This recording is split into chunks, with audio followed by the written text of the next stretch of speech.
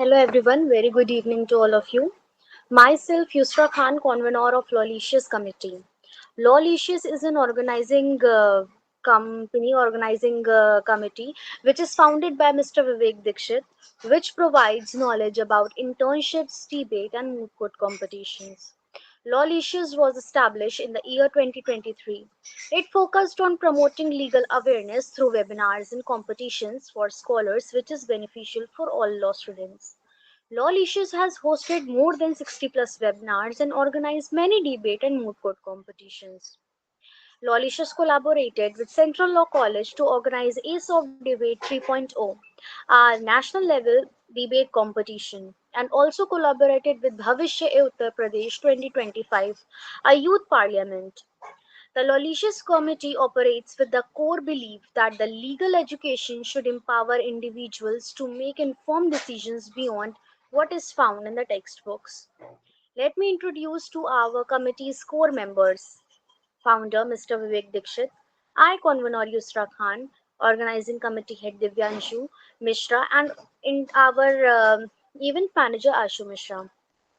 Let me tell you about our workshop, which is our Draft Summit 2026.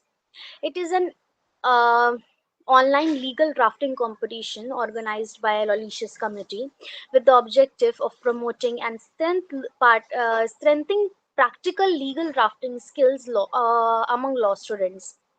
Legal drafting is a fundamental skill in the legal profession as it enables lawyers to effectively present facts, arguments, and legal remedies before authorities and courts. Through this competition, participants will get an opportunity to apply their legal knowledge in a practical manner by preparing professional legal drafts based on the facts provided by the organizing committee. The competition will consist of two categories, legal notice drafting and writ petition drafting under Article 226 of Constitution of India. Participants may choose to participate in any one of category or in both of the category. Uh, Draft Summit 2026 aims to encourage law students to develop clarity in legal writing, improve their analytical thinking, and gain practical exposure to legal documents.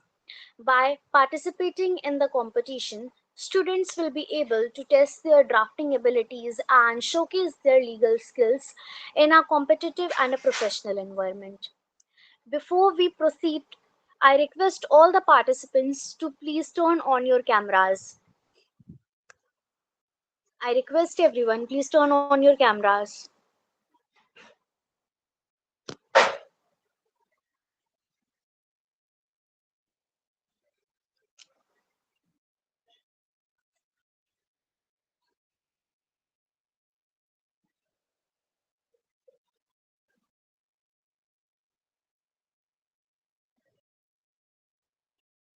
I request each and every one of you, please turn on your cameras as we proceed further. Okay, let me introduce to our keynote speaker of today's workshop is Advocate Abhay Chaube sir. So is an practicing advocate at High Court. Uh, Over to you, sir.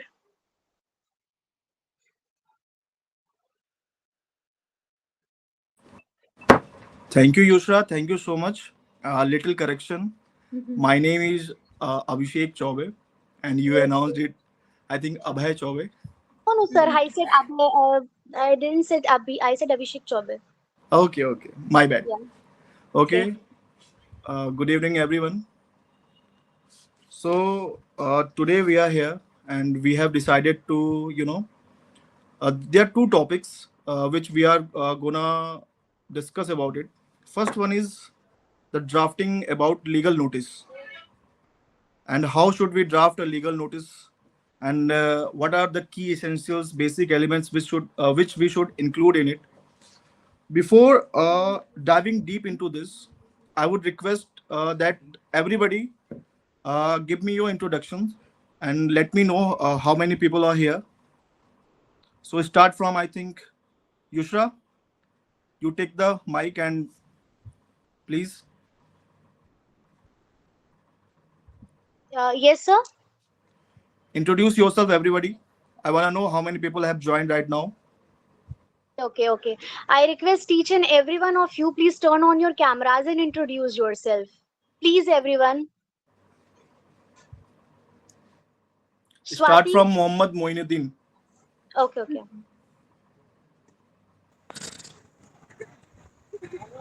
Good evening, sir. Good Good evening. evening to all of you. Myself, Mohammad Mainuddin. I am pursuing BLLB from Vedanta Law College, which is affiliated to Lucknow University. I am second year law student, fourth semester BLLB. Thank you. Over to Ishu.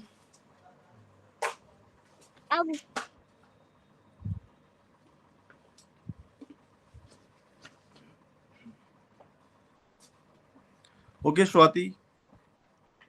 Good evening, sir. My name is Swati. I am a second year law student from Central Law College. Okay. So we have people from Central Law College. Anyone from Lucknow University? Shrey. Hello, sir. I'm Shrinaran Pandey from Christ Deemed to be University, Delhi NCR. Currently, That's I'm in good. third year. That's good. That's good. Anybody else who wants to introduce himself? Hello sir, my name is Sanjana Singh. I am from Khwaja Muhyiddin Chishti Bhasha Vishwavidyalaya, Lucknow. I am a third year student from BLLB. Nice. Jyoti. Good evening, sir. My name is Jyoti Saini. I am currently pursuing BLLB from SRMU, Deva Road, Lucknow. Okay. I think it's enough. Now let's begin. So first of all, we should start with the legal notice. So whenever we talk about legal notice, the first questions come in our mind that what is the need of legal notice? Anybody?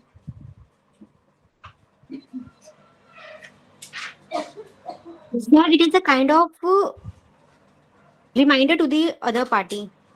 You can say it is a kind of reminder. But what is the basic requirement to send a legal notice before initiating any court proceedings? Because whenever any wrong is done, whenever anything which is illegal is done, we have the option to approach the court. But still, why we insist on sending a legal notice? Anybody?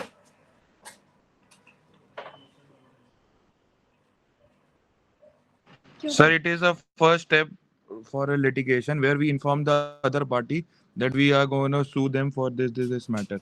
Correct. Correct. Who was it? I missed it. Who gave the answer? Sir, me, Shrey. Shrey. Very good, Shrey.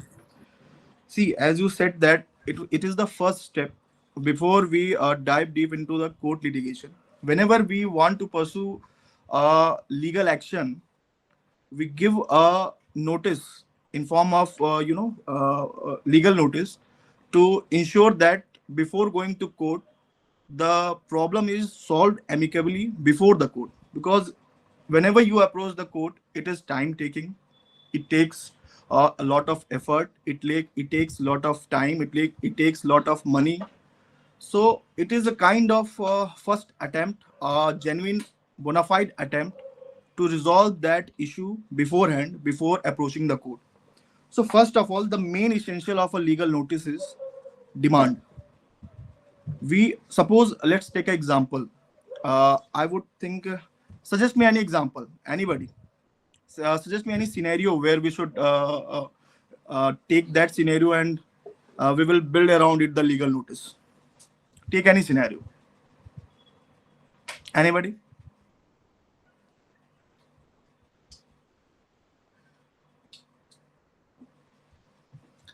Okay. Let's take about a rent agreement. Suppose you are a landlord, you are a landowner, homeowner, and some tenant is there, and he is not being paying you the rent. It's been 5 to 6 months. Now we take the topic as we want the rent, but we have many options. We can initiate court proceedings. We can call the police officers. We can approach, police station. But we thought let's first dive by giving a notice, by demanding our dues. So we take this structure as dues which are not cleared in rent. So first, our topic should be demand of rent through a legal notice. So whenever you draft a legal notice, there are four basic essentials which you have to keep in mind. First of all, what is your facts? In this case, what is your fact? My fact is that we have not been paid the rent, and I am deprived of my right, which is I am rightful owner of that property, and I have rented that property and I earn money from that. So it is my right to get the rent, timely rent, but it's been 5 to 6 months. The first option is that we have to write the facts. The facts are there. Then after facts, we have to describe what is our demand. So we have written the facts. We should write second, demands. What is our demand? Suppose I have given the home on rent for almost 12 to 13,000 per month, and it's been 5 months. At least 60,000 is pending in form of rent. So our demand is that the second party should pay that money as expeditiously as possible. That is 60,000. 12 into 5, that is 60,000, should be given to us. So this is our basic demand. First, we have given the fact. Second, we have given the demand.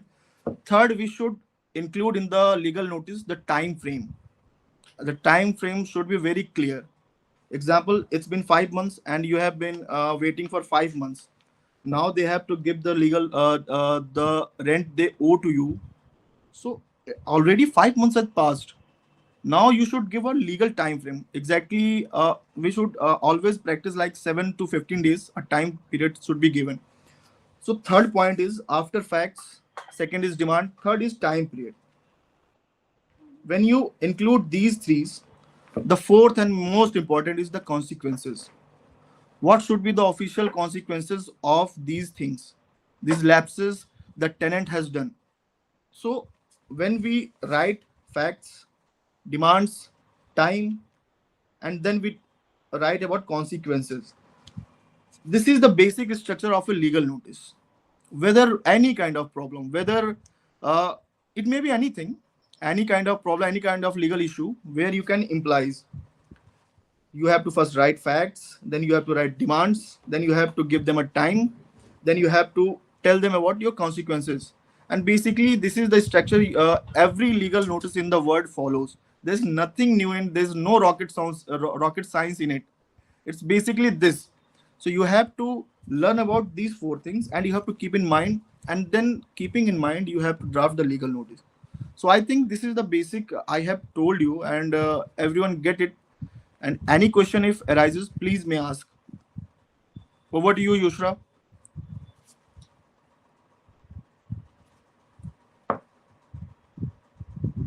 Hello, am I audible? Yes, sir. Yes, sir. Okay. Sir, I have one queries. Yeah, sure. Shoot. Sir, may I speak in Hindi? Sure. मैं भी हिंदी में sir ये बोल जो legal notice बनाना है उसका topic क्या रहेगा, इसके रिगार्डिंग कोई इश्यू क्या रहेगी इस पर लीगल नोटिस का? हाँ, अच्छा क्वेश्चन है. देखो, जब भी लीगल नोटिस हम भेजते हैं तो टॉपिक उसमें मैटर नहीं करता है. लीगल नोटिस में सब्जेक्ट मैटर करता है. जब हम आप किसी को लीगल नोटिस आप भेजेंगे तो उसमें आपका सब्जेक्ट क्या होगा. सब्जेक्ट क्यों डालते हैं कि बिफोर हैंड जब वो लीगल नोटिस जिसके पास पहुंचे उस सब्जेक्ट को देख करके उसको एक आइडिया लग जाए कि उसमें क्या है. अब सपोज आपने लीगल नोटिस, आपको रेंट एग्रीमेंट मांगनी है, तो सब्जेक्ट आप क्या लिखोगे उसमें? सोचो, सजेस्ट करो मुझे क्या लिखना चाहिए उसमें सब्जेक्ट.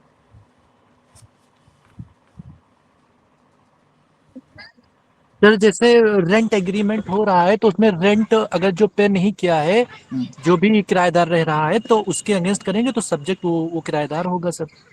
नहीं, किराएदार तो आपकी सर रेड्रेसल ऑफ ग्रीवियंसेस होगा ना सर वो. हाँ जी.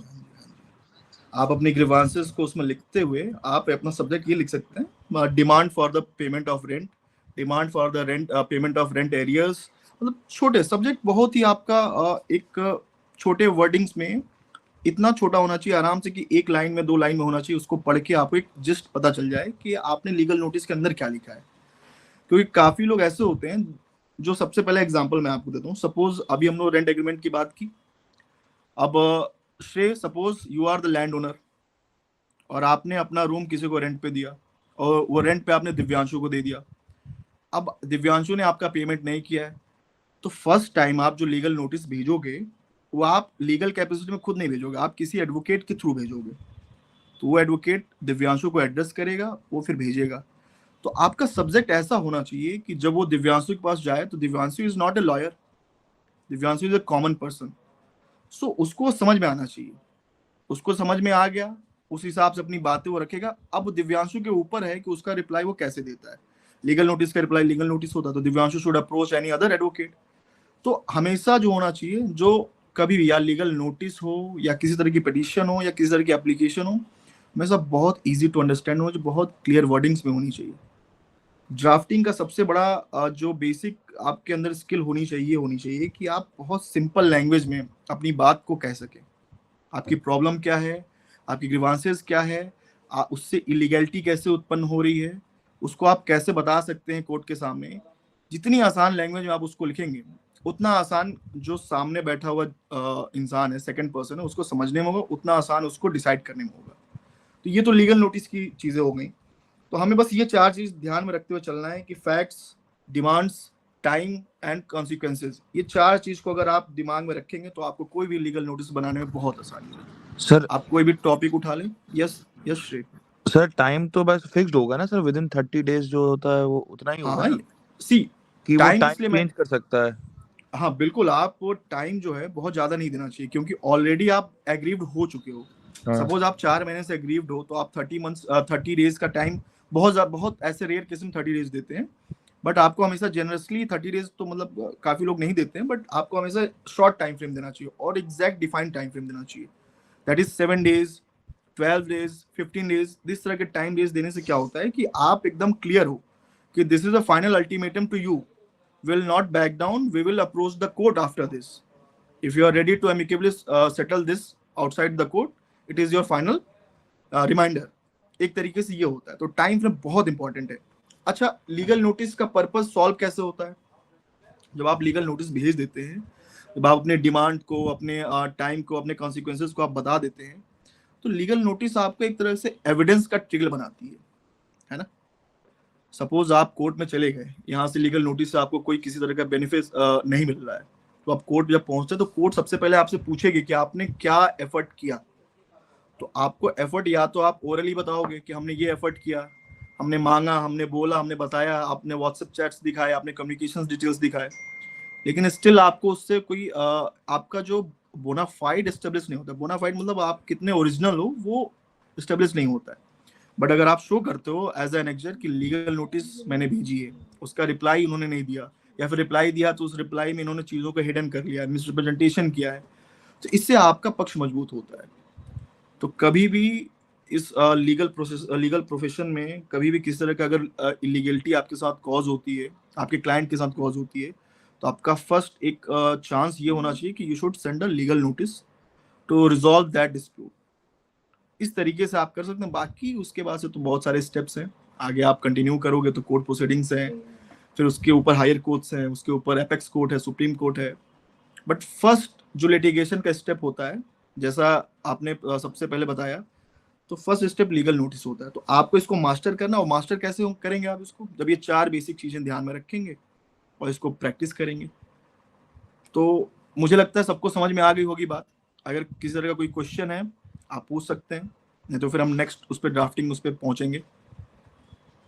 Anybody else? सर जैसा मैं आस्क सर, हाँ श्योर। सर जैसा कि आपने कहा कि लीगल नोटिस में सिंपल लैंग्वेज यूज होगा, हाँ, तो क्या उसमें लीगल टर्म्स यूज होंगे कि या नहीं होंगे? Very good question. Mohammad Moinuddin, yes sir. Should I call you Moinuddin also? Sure sir. So see what happens, आप अगर लीगल टर्म्स की बात करते हैं, लीगल टर्म्स यूज तब होता है जब आप थोड़ी सी आपके अंदर एक्सपर्टीज आती है ना। लीगल टर्म्स आप किस बेसिस में यूज करेंगे? अगर आपकी कुछ इलीगलिटी आपके साथ हुआ, आपके राइट्स टेम्पर्ड हुए, तो आप उसको लिख सकते हो। आपका Yes, sir. जो संविधान के तहत आपको जो फंडामेंटल राइट्स है ना, जिससे आपको Yes. हर तरह की चीजें यहाँ पे आपको रहने का, व्यवसाय करने का, बेनिफिट रीप करने का, हर तरह की चीजें उठाने, फायदा उठाने का, मतलब जो आप मेहनत करते हो उसके Yes, एवज sir. में जो आपको ऑब्जेक्टिव जो मिलता है उसके एवज में उसको बियर Yes, करने sir. का आपका अधिकार है। तो आप लीगल टर्म्स उन उसमें लिख सकते हो, लेकिन लीगल टर्म्स बहुत ज्यादा मतलब हाई फाई नहीं लिखना चाहिए, बहुत सिंपल वर्ड्स में सर, लिखने से। एक इसमें हम एक चीज और ऐड कर सकते हैं, जैसा कि आपने कहा कि लीगल टर्म यूज कर सकते हैं जब कोई फंडामेंटल राइट से रिलेटेड कोई केस आते हैं, लेकिन हम ये भी कह सकते हैं कि लीगल नोटिस जो है हम रिस्पोंडेंट के अगेंस्ट एक वकील लिखता है, ठीक। हम्म, तो अगर वो वकील जो है ज्यादा लीगल टर्म यूज करेगा तो रिस्पोंडेंट जो है जिसके अगेंस्ट वो लीगल नोटिस जा रही है वो समझ भी तो नहीं पाएगा, ये हाँ भी एक रीजन हो सकता है। तो बेसिक प्रिंसिपल क्या है लीगल नोटिस का? अच्छा, ये कितनों को क्लियर है कि लीगल नोटिस कौन सेंड कर सकता है, कौन रिसीव कर सकता है? मतलब किसके किसके बीच में लीगल नोटिस सेंड होती है, ये क्लियर है तुम्हें? किसको हम भेज सकते हैं, कौन भेज सकता है legal notice? Legal notice can only be send by an registered advocate. Yes sir. तो आप जो एडवोकेट जो रजिस्टर्ड है, तो अल्टीमेटली वो अंडरस्टैंड कर रहा है उस चीज को ना। तो अगर आप उसमें लीगल टर्म्स यूज करते भी हो तो सामने वाला इंसान अगर उसको नहीं समझ में आता है तो वो किसी ना किसी एडवोकेट को अप्रोच करेगा, क्योंकि वो अपने इंडिविजुअल कैपेसिटी में आपके लीगल नोटिस का रिप्लाई नहीं करेगा। लीगल नोटिस का रिप्लाई एडवोकेट टू एडवोकेट ही होता है। Sure sir. तो ये आपको क्लियर हुआ? जी। तो दैट इज नॉट ए बार, आप लीगल टर्म्स यूज कर सकते हो, बट स्ट्राइव ये करना है हमेशा स्टार्टिंग में कि हम जितना सिंपल लिख सकें उतना सिंपल हम इसको लिखें। Thank you sir. Okay, anybody else?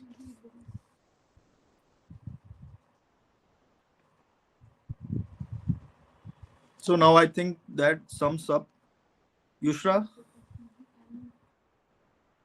over to you. Yes, sir. मुझे लगता है कि ये टॉपिक सबको समझ में आया, और अगर किसी के कुछ क्वेश्चंस हैं Yes, sir. तो वो फॉरवर्ड कर सकता है, Okay, okay. और इसको Does practically anyone have any question? Then you can ask to sir directly. Come again. Guys, if anyone have any doubt or any queries, then you guys can ask to sir. Yes, I'm giving you all of 5 minutes, because after 5 minutes I'll be over to the next topic, that is writs under Article 226. Sir जो legal notice draft करेंगे उसका जो font size और किस style में लिखना है? हाँ, बहुत अच्छा, ये भी एक अच्छा क्वेश्चन है। सी, इसका प्रैक्टिकल यूज बताता हूँ मैं तुम्हें। सपोज अगर हमने अभी बहुत ज्यादा यूज हम करते हैं टाइम्स न्यू रोमन, वो बहुत वाइडली यूज्ड है। दूसरा है कैलिब्री, और तीसरा एक आता है आई थिंक एक एप्टॉस करके भी है, डिफॉल्ट उसका फॉन्ट होता है। बट बेसिकली आप कोई भी फॉन्ट यूज कर सकते हो, इट डजंट मैटर। बट ये नहीं करना है कि आपको कोई ऐसा फॉन्ट यूज कर दो जो रीडेबल ना हो, है ना, ज्यादा फैंसी बना दे, ऐसा नहीं करना है। उसका एक बेसिक स्ट्रक्चर होता है, और फॉन्ट और जो साइजेस हैं वो डिपेंड करता है कि आप कितना रीडेबल उसको बना सकते हैं, सामने वाले को रीड करने में कितनी आसानी होती है, तो वो यूज पर सर करिए। Code prefer Times New Roman ही करता है ना सर? हाँ, code prefers Times New Roman and Calibri. अच्छा। There's no official any notice from the court that it will prefer Times New Roman or Calibri. Any font you can use, but see what happens कि जब आप कोई font use करते हो, तो suppose तुमने Calibri use किया और तुमने उसका फॉन्ट साइज रख दिया 10, और फॉन्ट साइज 10 कितना छोटा होता है। अब इस तरह के अगर पिटीशंस आने लगे कोर्ट में, तो एक जज के लिए, चाहे एक सामने वाला जो बैठा है एक प्रिस्क्राइब्ड अथॉरिटी, उसके लिए कितनी दिक्कत होगी पढ़ने में। तो प्रैक्टिकलिटी को देखते हुए इसको स्ट्रिक्ट नहीं बनाया गया। प्रैक्टिकलिटी को देखते हुए always we use Times New Roman, और 14 साइज रखते हैं, 14 के आसपास, और पैराग्राफ्स के बीच में गैप्स रखते हैं, ताकि एक एक पैराग्राफ आराम से समझ में आए, एक एक चीज, एक एक वर्ड क्लियर समझ में आए, उसकी मीनिंग समझ में आए। तो बहुत कम समय होता है हमारे पास, 5 मिनट का समय होता है, उस 5 मिनट में हमको पिटीशन पढ़नी है, डिस्कस करनी है, ऑर्डर लिखवाना होता है। I am saying as a जज कि जज कैसा, उसका माइंड व्यू क्या होता है। तो इसलिए हमें से ये ध्यान में रखना है कितना इजी कर सकते हो आप उसको, इसलिए ये ध्यान में रखिए। कोई इसका सेट फॉर्मेट नहीं है कि आपको यही यूज करना है या ये फॉन्ट यूज करना है। आई थिंक क्लियर हुआ आपको Swati? Yes sir, thank you. Anybody else?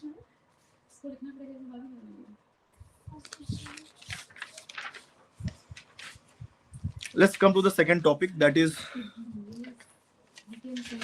writ under Article 226 and how to draft any writ under Article 226. So, anybody tell me what is Article 226 says? Sir, it says that if there is any violation of fundamental rights, then we can go to the High Court under Article 2026. It's 226. But it also says that even any illegality caused by any public duty doing organization or any person who comes under the ambit of Article 12, which is state. See, when we talk Sir, about straight. Sir writ है ना ये तो article 226 पांच writ है ना see, उसमें। Article 226 ये कहता है कि आप रिट जारी कर सकते हैं। किसको देता है ये? इनहेरेंट पावर कोर्ट को देता है। अब मैं ये पूछूंगा रिट क्या होता है, कितनों को क्लियर है कि रिट होता क्या है?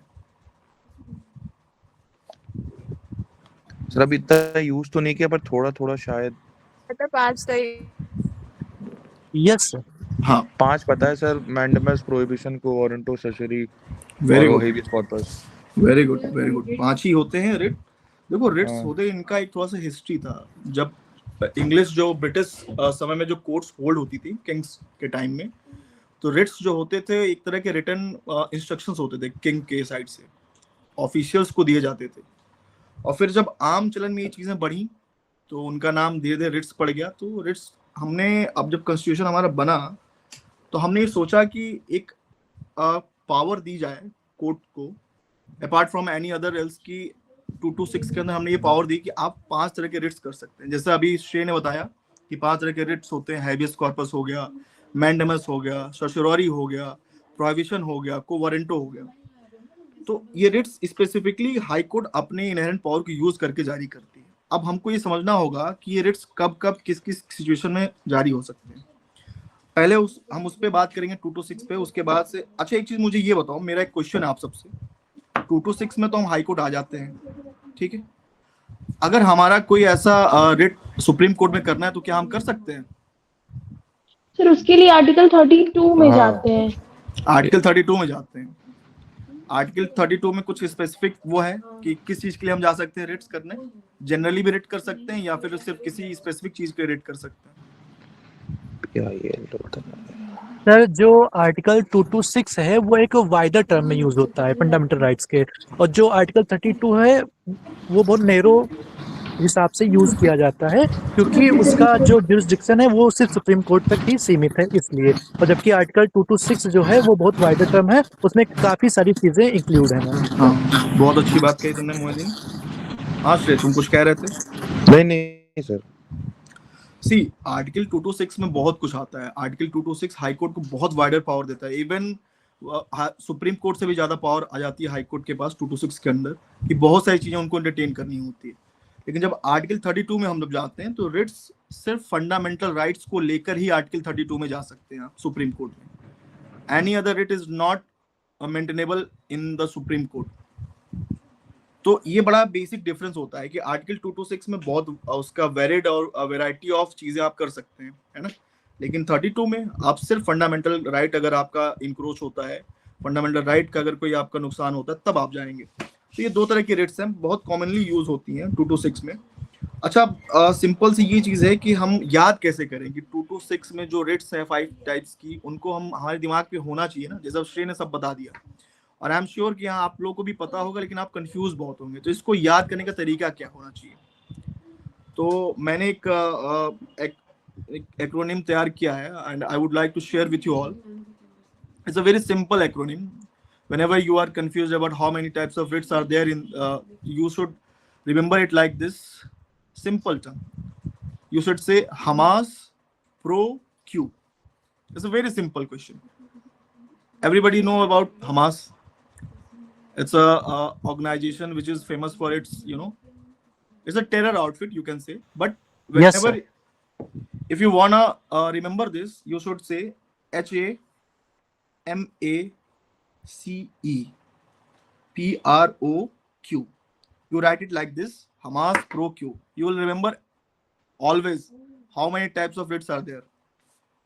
HA for habeas corpus, MA for mandamus, C for certiorari, Pro for prohibition, Q for quo warranto. Now it's very simple. Whenever somebody asks, remind in your mind Hamas pro Q, and you would tell. I think it's a little bit sketchy, but इसको use कर सकते हैं, और किसी के पास कोई option हो तो उसको यूज कर सकता है। अगर किसी को ऐसे याद हो जाता है तो उसको याद कर ले, नहीं याद होता तो इस टर्म को ऐसे रखें कि एक्रोनिम्स इजी करते हैं आपके लाइफ को, कुछ टर्म्स को याद करने के लिए। ये 5 तरह के रिट्स होते हैं। अब ये 5 तरह के रिट्स में ही हम अपने 226 में हाई कोर्ट को अप्रोच करते हैं। अब इसका एग्जांपल मैं आपको देता हूं। सबसे पहले सपोज एक पिटीशन हम फाइल करते हैं, रिट सी हम जिसे कहते हैं, जो बहुत वाइडली फाइल होती है हाई कोर्ट में। और रिट सी में हमने फाइल कर दिया कि नॉट टू हरास, एक पिटीशन है। Suppose there are a couple, a boy and a girl, and they have married, but उनके परिवार वाले उस मैरिड को मान नहीं रहे हैं, उनके खिलाफ हैं, और वो परेशान कर रहे हैं उनको, मतलब हंट कर रहे हैं एक तरीके से। पूरा पुलिस प्रशासन हर कोई इनके पीछे पड़ा हुआ है। तो कानून तो सबको बराबर का अधिकार देता है, कॉन्स्टिट्यूशन संविधान ने सबको बराबर का अधिकार दे रखा है, लेकिन स्टिल अगर ये सब चीजें हो रही हैं तो इनको रोकने के लिए हमारे पास ऑप्शन क्या बचता है कि हम अपने रिट जुरिडिक्शन को, क्योंकि हमारा अधिकार है, फंडामेंटल राइट है ना, उस अधिकार को बचाने के लिए हम रिट जुरिडिक्शन में आते हैं। तो हमने एक पिटीशन फाइल कर दी नॉट टू हैरेस की। तो अब उस पिटीशन को हम ड्राफ्ट कैसे करेंगे? हमारा सबसे बड़ा क्वेश्चन ये है कि अगर एज एन एडवोकेट आपके पास वो कपल आता है और कहता है कि ये सारी चीजें हो रही हैं, तो आप उसको ड्राफ्ट कैसे करोगे? उसका भी तो कुछ सेट फॉर्मेट होगा। कैसे उसको लिखोगे, फैक्ट्स क्या लिखोगे, आप प्रेयर क्या मांगोगे, रिलीफ क्या मांगोगे, और हाई कोर्ट में आपकी पिटीशन एंटरटेन कैसे होगी? तो उसके लिए भी कुछ एक सेट फॉर्मेट होता है जो कई समय से चला आ रहा है।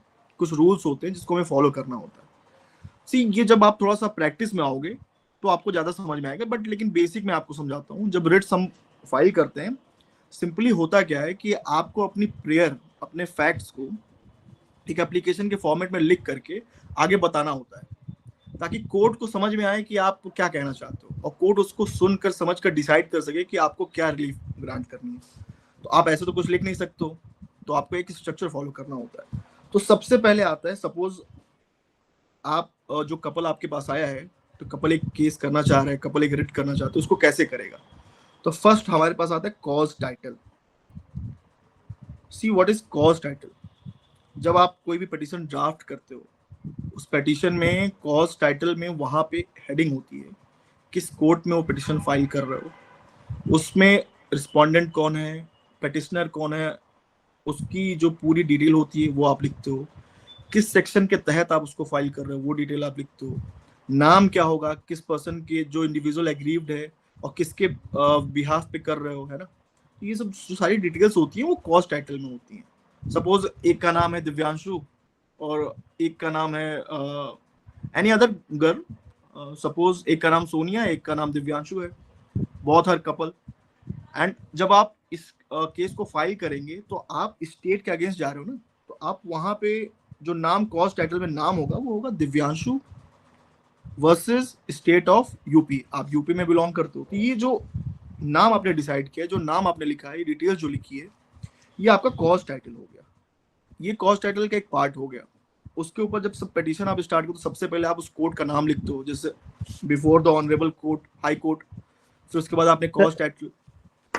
Sorry for disturb sir, but एक डाउट छोटा सा ये था कि जो आप ये कपल वाला एग्जांपल ले रहे हैं, दिव्यांशु भाई और किसी एक लड़की का, तो एक सिविल मैटर है ना, तो इसमें स्टेट क्यों इंक्लूड आएगा, इसमें इंटरफेयर करेगा? हाँ, दिव्यांशु वर्सेस क्या लड़की? सी सिविल मैटर तो है ये, क्योंकि मैरिज से रिलेटेड है, बट आप किसके लिए अप्रोच कर रहे हो, आपका नेचर क्या है, रिलीफ किस बात की मांग रहे हो? आप प्रोटेक्शन मांग रहे हो ना, तो प्रोटेक्शन कौन देगा? स्टेट देगी। और किसके अगेंस्ट देगी? कोई क्रिमिनल एक्ट हो रहा है, आपका फंडामेंटल राइट है, उसको कोई इंक्रोच कर रहा है, तो उसके अगेंस्ट देगा ना। तो इसलिए भले वो है सिविल मैटर्स, लेकिन आप जो आपका यहाँ पे कॉज ऑफ एक्शन बदल गया ना, आप प्रोटेक्शन के लिए जा रहे हो, तो क्रिमिनलिटी इसमें इन्वॉल्व हो गई। तो इसलिए आपको इसमें रिट में जब जाना है तो स्टेट को आप पार्टी बनाओगे। Thank you sir. और ये भी बहुत इंपॉर्टेंट क्वेश्चन इसे तुमने वो कहा कि रिट जो है ऑलवेज मेंटेनेबल अगेंस्ट स्टेट। आप किसी प्राइवेट इंडिविजुअल को रिट में पार्टी नहीं बना सकते, गवर्नमेंट बॉडी ही इंश्योर करेगी, क्योंकि आप एक संप्रभु जिसे बोलते हैं सॉवरेन नेशन के पार्ट हो, एक जिसका कॉन्स्टिट्यूशन है, वो कॉन्स्टिट्यूशन आपको कुछ अधिकार देता है, उससे स्टेट मशीनरीज फंक्शन करती हैं। वो स्टेट मशीनरी इंश्योर करती हैं कि यहाँ के जो नागरिक हैं, यहाँ के जो सिटीजन्स हैं, वो अच्छे से रह सकें, उनको कुछ राइट्स, उनके राइट्स को इंश्योर कर सके, अच्छे से उनको अपना जीने का अधिकार दे सके, उनके जो अधिकार है उनको कोई ट्रैम्पल ना करे। तो ये सारी चीजें आती हैं उसमें। सर हाँ श्री बताओ। सर पहले वो क्या कहते हैं, पहले तो वो कोर्ट से रिलीफ लेगा ना इस मैटर पे, मतलब कि वो उसको पहले एक वार्निंग देगा, प्रोटेक्शन तो दूसरी बार में होगा ना, कि बार बार नहीं। अगर इस केस के बाद प्रोटेक्शन इन द सेंस, आप समझो हम प्रोटेक्शन किस लिए लेने जा रहे हैं। आप पहले, मैं ये बता रहा हूँ कि आप पहले कोर्ट के सामने प्रेजेंट तो करो अपने आप को। आप सर पहले जब वो प्रेजेंट होगा तब तो एक सिविल सूट की तरह ही प्रेजेंट होगा ना। नहीं, सिविल सूट नहीं, आपका नेचर चेंज हो गया ना, सिविल सूट नहीं है ये। नेचर किस चीज का, सीधे सिंपल प्रोटेक्शन है कि हमें, आप जो क्रिमिनल एक्ट हमारे साथ किया जा रहा है, हमें कुछ हमें मार दिया जा सकता है, या फिर हमारे साथ कुछ किया जा सकता है, या फिर हम पुलिस के पास जा रहे हैं, पुलिस हमको प्रोटेक्ट नहीं कर रही है ना। तो हमें, आप कोर्ट की तरफ से एक रिटन ऑर्डर हो, आप रिट जारी करो और उनको कमांड करो, मैंडेमस की, जो मैंडेमस की रिट कहती है, वी कमांड।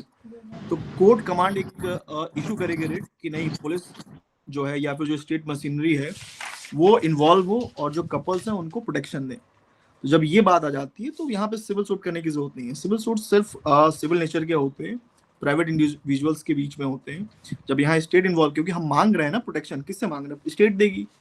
तो स्टेट जब देगी तो स्टेट उसके एम्बिट में आ रहा है, रिट के एम्बिट में आ रहा है, तो हम कोर्ट को अप्रोच करेंगे। ये सिंपल सी बात है, समझ में आया? जी सर। तो ये सारी चीजें हो गई। तो बेसिक जब स्ट्रक्चर्स जब आपने बना लिया, कॉज टाइटल बना लिया, फिर सेकंड पे आते हैं हम, मेमो ऑफ पार्टीज। जब कॉज टाइटल आपका तैयार हो गया कि किस तरह के केस है, क्या नाम है, क्या टाइटल होगा, फिर हम आते हैं मेमो ऑफ पार्टीज पे। मेमो ऑफ पार्टीज क्या होती है? मेमो ऑफ पार्टीज ये होती है जो दो ही पक्ष होंगे ना, एक पेटिशनर होगा, एक अपोजिट पार्टी होगा, जो रिस्पोंडेंट साइड होगा। तो पेटिशनर तो यहाँ पे दिव्यांशु एंड सोनिया है, तो अपोजिट पार्टी कौन होगी? अपोजिट पार्टी आपकी स्टेट हो गई। स्टेट के साथ साथ और भी उनके, अगर आप किस एरिया में रह रहे हो, उस एरिया के संबंधित थाना के जो इंचार्ज हैं उनको आपने बना दिया। तो ये रिस्पोंडेंट हो गए और ये आपके पेटिशनर हो गए, ये आपके मेमो ऑफ पार्टीज हो गए। मेमो ऑफ पार्टीज बनाना क्यों जरूरी है? मेमो ऑफ पार्टीज बनाना इसलिए जरूरी है, इससे जो जज बैठे हुए उनको क्लियर हो कि इसमें कौन कौन से पक्ष जो है इन्वॉल्व है। तो सबसे पहले हमारा कॉज टाइटल हो गया, सेकंड हमारा मेमो ऑफ पार्टीज हो गई। मेमो ऑफ पार्टीज के बाद से हम थर्ड ऑप्शन पे आते हैं कि हम अपने फैक्ट्स बताते हुए, जो मेन पिटीशन का जो पार्ट होता है उसमें हम फैक्ट्स बताते हैं अपने, कि Divyanshu and Sonia we have, वो अपनी बातों को बता रहे हैं अपने एडवोकेट के थ्रू कि हमने शादी कर ली है और हम बालिग हैं, हम मेजर हैं, हम अपने डिसीजन खुद ले सकते हैं, हमारे पास भी मतलब अधिकार है स्वेच्छा से रहने का, इक्वलिटी का। तो अब इस तरह की चीजें में कोई अगर हिंड्रेंस पैदा कर रहा है तो वो हमें वहां से रिलीफ कहाँ मिलेगा? रिलीफ आपके समक्ष ही मिलेगा। तो ये सारे फैक्ट्स लिखते हुए, तो हम पहले कॉज टाइटल लिखेंगे, मेमो ऑफ पार्टीज लिखेंगे, फैक्ट्स लिखेंगे, और फैक्ट्स लिखने के बाद से हम फिर ग्राउंड्स बताएंगे कि हम कोर्ट के सामने किस तरह की चीजों, अपने फैक्ट्स को लेकर किस ग्राउंड पे कोर्ट के सामने हम अपनी बात रखने आए हैं, ताकि कोर्ट को समझ में आए कि हमारी बात में दम है, हम जेन्युइन हैं, हम बोनाफाइड हैं। तो ये चार चीज हो गई अभी, कॉज टाइटल हो गया, मेमो ऑफ पार्टीज हो गई, फैक्ट्स हो गया, ग्राउंड हो गया। उसके बाद से आते हैं प्रेयर पे, रिलीफ पे, कि हम अपनी रिलीफ क्या मांग रहे हैं कोर्ट से। हमने अपनी फैक्ट्स बता दी, पार्टीज कौन कौन सी इन्वॉल्व वो बता दी। अब कोर्ट के सामने हम प्रेयर क्या सीख कर रहे हैं, कोर्ट से हम क्या ऑर्डर चाहते हैं, किस तरह की रिलीफ चाहते हैं, तो उस रिलीफ में हम लिखेंगे। वो रिलीफ हो गए। रिलीफ लिखने के बाद से फाइनल आता है एफिडेविट। एफिडेविट में जो पेटिशनर्स होते हैं वो अपनी बात को स्वेयर करते हुए बताते हैं कि जो हमने चीज़ अपनी पिटीशन में लिखी है वो सही है, और उसको आइडेंटिफाई करते हैं एडवोकेट्स। अब सिंपल एग्जांपल, इसमें नॉट टू हैरेस में अगर हम कहें तो आप प्रेयर में क्या मांगोगे? आप यही मांगोगे ना कि कोर्ट में issue a writ in the nature of mandamus commanding the opposite party, that is police inspector और द कंसर्न एसएसपी, कि हमें प्रोटेक्शन दे। हमारे सिंपल सी एक रिलीफ होगी। तो कोर्ट पहले हमारे फैक्ट्स को पढ़ेगी, हमारे ग्राउंड्स को समझेगी, समझने के बाद से उस आपके प्रेयर को भी समझेगी, आप क्या प्रेयर मांग रहे हैं, और कोर्ट को अगर लगता है कि हाँ आपको प्रोटेक्शन देनी चाहिए तो कोर्ट उस पर विचार करेगी, फिर एक ऑर्डर पास करेगी। तो सिंपल एक जो ड्राफ्टिंग का जो पैटर्न होता है ना, कहीं कोई सेट पैटर्न नहीं है। हर बार आपके पास एक अलग केस होगा, हर बार एक नया आपके पास चैलेंज होगा, हर बार ड्राफ्टिंग आपकी अलग होगी, लेकिन जो फॉर्मेट होगा वो फॉर्मेट यही 6 चीजें हैं। पर्टिकुलर्स जो आपको ऐड करने हैं, कॉज टाइटल आपको लिखना है, मेमो ऑफ पार्टीज लिखनी है, फैक्ट्स लिखना है, फिर उससे रिलेटेड ग्राउंड्स लिखने हैं आपको, फिर आपको अपनी प्रेयर लिखनी है, उसके बाद आपको एफिडेविट बनाना है। तो ड्राफ्टिंग इस तरीके से करनी है। ये सारी चीजें कर करके इस चीजें आगे फॉरवर्ड करके आप इसके बेसिस पे आप रिलीफ ले सकते हैं कोर्ट से। तो मुझे लगता है कि इतना सही है आपके लिए। ड्राफ्टिंग में आप कैसे एक रिट बनाते हैं, कैसे एक रिट एप्लीकेशन तैयार करते हैं, इतना काफी होगा समझने के लिए। बाकी जब आप हैंड्स ऑन प्रैक्टिस करोगे, जब आपके पास ऐसा केसेस आएंगे, जब आप जितनी इसकी प्रैक्टिस करो उतना आपको अच्छे से बेहतर समझ में आएगा। और इस तरीके से हर पिटीशन का एक नाम होता है ना। अब रिट में गए तो उस पिटीशन को हमने नॉट टू हैरेस पिटीशन हमने रखा हुआ है, इसके ऊपर हम वर्क भी करेंगे। और आप लोगों को ये टास्क हम देंगे, सभी को, जितने लोग भी हैं इस समय, सबको आपको ये पिटीशन बनानी है। And we have decided to give how much time, 5 days। आपके पास 5 दिन का टाइम है। जिन जिन को समझ में आया है, जो भी समझ में आया है इस चीज को, इसको लेकर के 5 दिन का समय लेना और उसको बना करके आप सबमिट करना। अब मैं पर्सनली सबको इंडिविजुअली 1 by 1 मैं आपको फीडबैक दूंगा, देख करके आपने क्या बनाया है, क्या लिखा है। कुछ गलतियां होंगी उनको मैं सही करूंगा, कुछ चीजें आपको सजेस्ट करूंगा, और इस तरीके से हम इसको कंक्लूड करेंगे। बाकी ड्राफ्टिंग मुझे लग रहा है कि ये सेशन ठीक है। अगर कुछ किसी को कोई डाउट है तो आप पूछ सकता है। Yushra, over to you.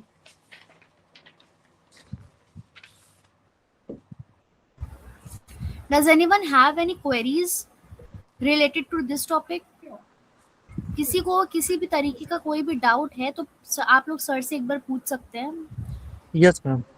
Sir, जैसा हाँ। कि आपने कहा कि आर्टिकल 226 हाई कोर्ट द्वारा उसको दिया जाता है, जो भी रिट प्रोवाइड किए जाते हैं। तो इस केस में जब कोई पर्सन रिट फाइल करेगा, अगर उसके फंडामेंटल राइट्स इवोल्यूट होते हैं, तो इस केस में जो कोई एडवोकेट आएगा वो कौन हायर करेगा? क्या वो क्लाइंट करेगा या गवर्नमेंट की तरफ उसे, गवर्नमेंट के द्वारा उसे प्रोवाइड किया जाएगा? Very good question. तुम्हें क्या लगता है कौन हायर करेगा? Sir, government, state. नहीं, स्टेट तो अपना रखती है, वो तो होगा ही, लेकिन आप अपना पक्ष किसके थ्रू रखोगे? आप तो अपना पक्ष एडवोकेट के थ्रू ही रखोगे ना। जी सर। हाँ, तो you have given the answer. But sir, जैसे इन केस हेबियस कॉर्पस की बात की जाती है, विद इन 24 आवर किसी भी जो भी मुलजिम है उसको प्रेजेंट किया जाता है किसी भी कोर्ट में। तो उस केस में अगर वो पुलिस वाला प्रेजेंट नहीं कर पा रहा, 1 घंटे या 2 घंटे ही सिर्फ डिले हुआ है, तो उस केस में भी तो हम अपना फंडामेंटल राइट्स हमारा वियोलेट होगा तो हम कोर्ट जाएंगे। उस केस में हम 2 घंटे के लिए कोर्ट जाएं, इतना पैसा खर्च करें, तो ये वाला नहीं मामला समझ में आ रहा कि उस केस में क्या होगा।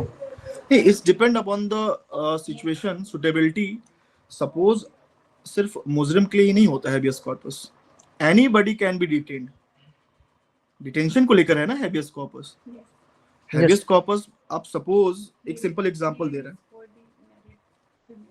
Even suppose in this case both the guys have married. Sonia and Divyansu has married. Sonia has been kept in custody by her parents. Now Divyansu is worried that my wife is not with me and police is not helping me by chasing her. So Divyansu decided that he will approach the court because police machinery, state machinery is not helping him. So Divyansu hired an advocate. Divyansu hires me, and through me he files a writ petition for in the nature of habeas corpus, demanding the court that writ should be issued in the name of habeas corpus and his wife Sonia should be represented in the court. So आपने detention की बात की, अब ये detention इनकी wife का भी है ना। अब इनके परिवार वालों ने इनके साथ रखा है, जो कि ये लॉफुली वेडेड है, कपल है। इनका अधिकार बनता है एक दूसरे के साथ कोहैबिट करने का, इनका अधिकार बनता है एक दूसरे के साथ रहने का। तो इस केस में भी हैबियस कॉर्पस फाइल की जा सकती है। किसी तरह का इलीगल डिटेंशन है, उस केस में हैबियस कॉर्पस फाइल की जा सकती है। अब ये डिपेंड करता है कि 24 आवर जब आप हैबियस कॉर्पस फाइल करते हो, सी कोर्ट का एक प्रेस फॉर्मेट होता है, उस फॉर्मेट के तहत आप फाइल करोगे, 2 से 3 दिन लगते हैं उस पिटीशन को ऑनबोर्ड आने में। लेकिन आपकी बहुत अगर अर्जेंसी है, आपने आज फाइल किया, सुबह आप जाके मेंशन करोगे, जो हायर कोर्ट होती है उस कोर्ट के हायर जो जजेस बेंच के जजेस होते हैं, उनके सामने आप जब मेंशन करते हो कि लॉर्डशिप ये अर्जेंसी है, इस केस को टेकअप कर लिया जाए, तो उस कोर्ट का एक व्यू होता है कि हाँ हैबियस कॉर्पस के मैटर्स में वो उसको टेकअप कर लेते हैं। फिर आप जो वहाँ की रजिस्ट्री होती है वहां से एप्लीकेशन को पास कराते हो, कोर्ट उसको हियर करती है, ऑर्डर पास करती है। वो सब बहुत ही स्टेडली होता है, बहुत एक्सपीडियसली होता है। तो कोर्ट का भी एक व्यू होता है। तो ये आपके सिचुएशन पर डिपेंड करता है। अगर 1-2 घंटे के लिए, अगर 1-2 घंटे बाद भी अगर आपको मिल जा रहे हैं, है तो आपके राइट का हैम्पर। लेकिन अगर मिल जाए तो फाइनली ये आदमी सोचता है कि अंत भला तो सब भला। तो ये सोच करके Yes.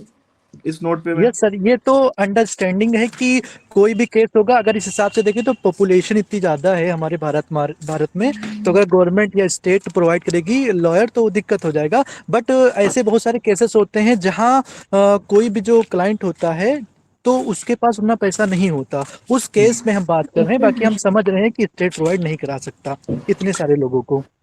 मोइन वो मैटर एकदम डिफरेंट हो गया, ठीक है सर वो लीगल एड का मैटर हो जाएगा ना? हाँ, वो लीगल एड का मैटर हो गया। और वो उसके लिए हमने डीएलएसए बना रखा है। हर डिस्ट्रिक्ट में एक डिस्ट्रिक्ट लीगल एड है, जिसका काम ही यही है कि जिनके पास एडवोकेट्स नहीं है, जिनके पास उस तरह के संसाधन नहीं है जो किसी अच्छे एडवोकेट को कर सके, तो वो वहाँ डीएलएसए से एडवोकेट को हायर कर, मतलब एडवोकेट्स के पास फाइल्स जाती है और उस पर वो काम करते हैं। इसका एक अलग सेशन कर लेंगे। और एक चीज ये भी होता है कि जैसे एक कॉन्सेप्ट होता है प्रो बोनो का, तो ये प्रो बोनो कॉन्सेप्ट इसीलिए इंट्रोड्यूस किया गया कि जो एडवोकेट्स हैं और उन्होंने देखा कि उनकी प्रैक्टिस अच्छी है, वो अपना कर सकते हैं, उसके इतर भी समय निकाल करके जिनके पास ये संसाधन नहीं है उनकी हेल्प करना चाहते हैं, तो प्रो बोनो प्रैक्टिस के नाम पे वो हेल्प करते हैं। तो ये कलेक्टिव एफर्ट है ये, और इसके में हम एक सेशन रख लेंगे। मैं I request to Yushra that इसको नोट डाउन कर लेना आप। नेक्स्ट सेशन हम एक कोई कभी समय निकाल करके इसके ऊपर कर लेंगे, लीगल एड सोसाइटी में किस तरह की ज़रूरतें हैं, कैसे केसेस हैं, किस तरह से उनको डील किया जाए। तो नेक्स्ट हमारा होगा नेक्स्ट वीक या नेक्स्ट मंथ, कभी भी जब समय मिलेगा, बेनिफिशियल होगा हमारे लिए, तो हम एक सेशन इस पे भी कर लेंगे और इस पे बहुत अच्छे से विस्तृत चर्चा करेंगे। Sure sir, thank you sir explain करने के लिए। Okay okay, anybody else? श्रेय? नहीं sir. So I think concept is clear. और अभी आपको वर्कशॉप में कुछ वर्क भी दिए जाएंगे करने के लिए, जिसका टाइम पीरियड है 5 डेज। तो I would request Yushra, over to you, आप इसको बताओ और इसको कंक्लूड करते हैं। अब बहुत अच्छा लगा आप लोगों से बात करके।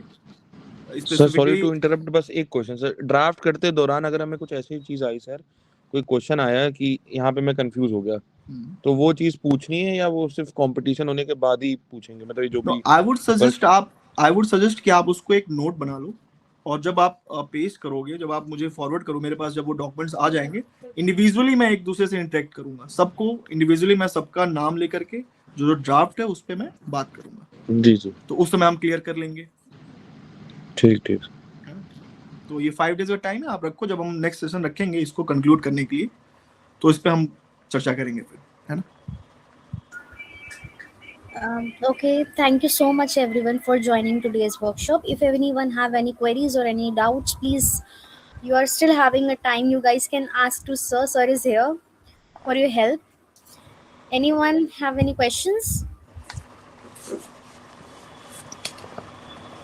And if not, then thank you for joining today's workshop. Thank you so much everyone, and thank you so much Abhishek sir for guiding us all. Now you guys can leave. Thank you so much. Thank you everybody. It was a nice session and I enjoyed it thoroughly. Thank you sir. Okay, bye bye everyone. All the best. Thank you, and see sir. you next time. Thank you so much, sir.